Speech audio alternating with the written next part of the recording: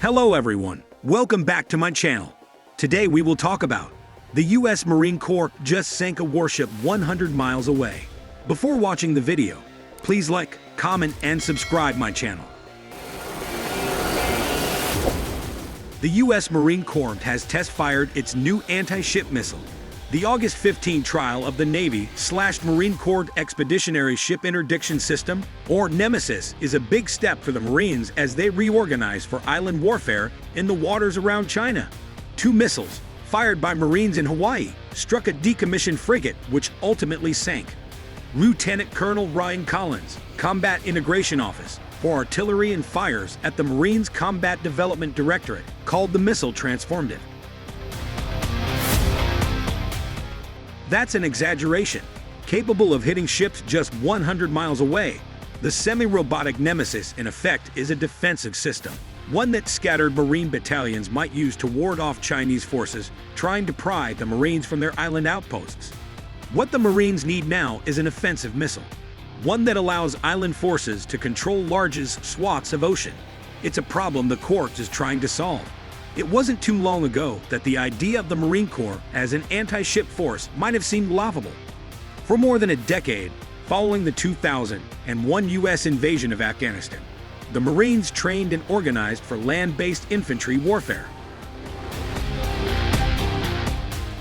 But with the ends of the U.S. wars in Iraq and Afghanistan, and the Pentagon's reorientation towards so-called great power competition with Russia and China, the Marine Corps is moving quickly, arguably the most quickly of any U.S. military service, to reconfigure for high-tech air-sea warfare. Under the leadership of Marine Commandant General David Berger, the Corps is ditching much of its heavier ground equipment, cutting back on light infantry forces and standing up new units, equipped with new gear for island warfare.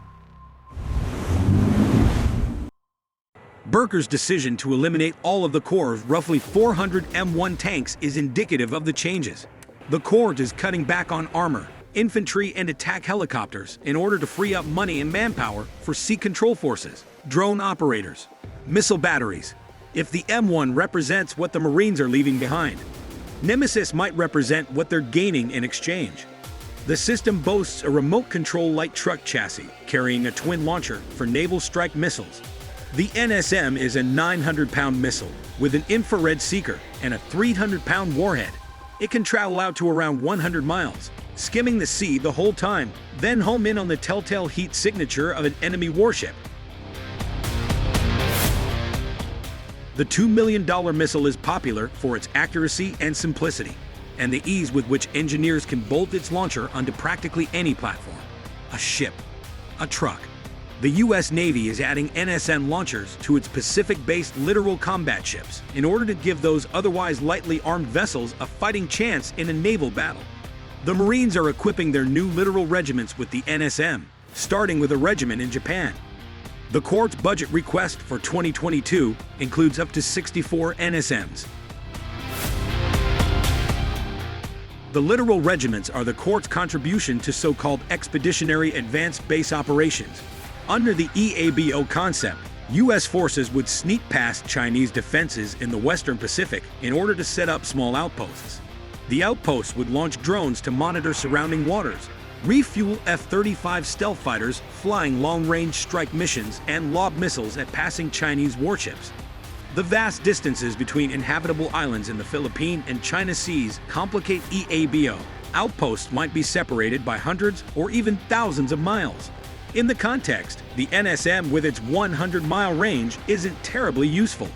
Yes, a volley of NSMs might slow down a Chinese landing force steaming toward a Marine outpost. But Marine regiments firing NSMs pose little danger to, say, a Chinese aircraft carrier battle group. To give the littoral regiments serious offensive power, the Marines are studying a $2 million, ground-launched version of the Navy's classic Tomahawk cruise missile. The Pentagon test-fired a trailer-launched Tomahawk 2 years ago to mark the collapse of the 1987 Intermediate-Range Nuclear Forces Treaty with Russia, which had banned certain ground-launched missiles. A Tomahawk cruise missile weighs around 3,000 pounds, a third of which is warhead. The latest Block V Tomahawk can range as far as 1,000 miles and zero in on enemy ships using a multi-mode seeker that combines radar and infrared sensors. The Marines asked for Tomahawks in the 2021 budget, but Congress said no. The Corps added 48 Tomahawks to its unfunded requirements list for 2022. It's not clear whether lawmakers will include the missiles in the budget. If they don't, it might be because the U.S. Army is busily acquiring anti-ship missiles of its own, and the Army's experience might inform the Marines' own acquisition.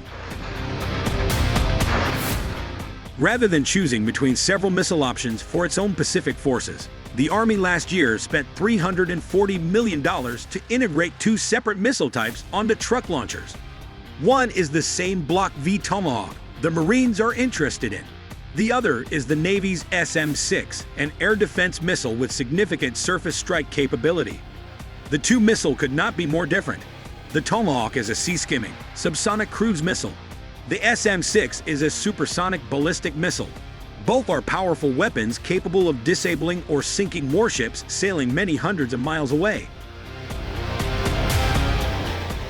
But they could require targeting systems and different tactics. The Army is opting to field both missiles. The Marines no doubt are closely watching to see how that dual acquisition shakes out. U.S. Navy Admiral Phil Davidson, then the head of U.S. Indo-Pacific Command, was clear about his own preference. This spring, Davidson told the House Armed Services Committee the Marines needed both the Tomahawk and the SM-6.